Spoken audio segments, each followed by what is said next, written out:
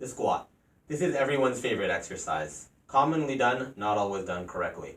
So we're not going to get too tied up on the position of the feet or the position of the knees like a lot of people are. You're going to get into a position that's comfortable for you. Generally what this is for people is about shoulder width apart, maybe a little bit outside of shoulder width, and with the toes slightly pointed out.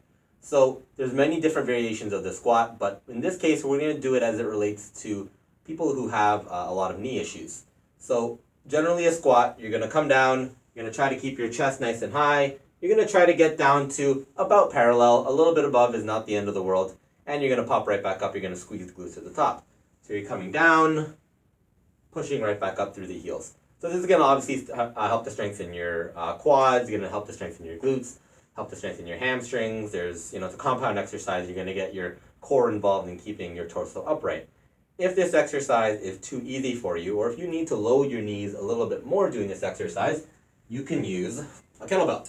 So choose a kettlebell that adds some challenge to you. You'll find that it actually helps you to stay on your heels a little bit better because you've got that counterweight.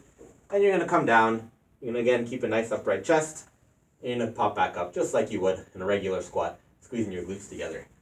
Now, this is how you're going to load it extra once you find that the regular squats maybe aren't bothering your knees anymore. Start to add some load to the actual exercise. Now, what do you do if it hurts too much? You can't quite go so low. Maybe your form isn't good enough to get down into a full squat position. You can do a box squat. So I'm going to use it with this stool. You might want to use something a little bit more firm in surface, but for the sake of this example, it'll do. So you're going to stand maybe about a foot or so in front of the surface, and you're going to keep it to just above the point that bothers your knee. So if you can get down to this position and you're fine, but a little bit lower bothers you, that's a great position for you to be in. If you get down to here and it's still painful, you'd maybe want to use an even higher surface. But the purpose of the box squat, basically in the same position, you're going to come down, you're going to touch down onto the box or whatever surface you're going onto, you're going to push through the heels and you're going to come back up. So just like in a regular squat, you're keeping your toes down, you're keeping your heels down, you're keeping your chest upright. And a lot of times in a box squat, you'll see people kind of sit down and completely relax.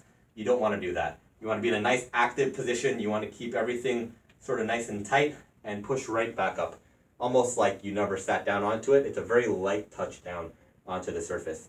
The rep range for this exercise is going to differ based on your tolerance and what your goal is, but you want to do it only within a rep range and a set range that you can perform the exercise correctly.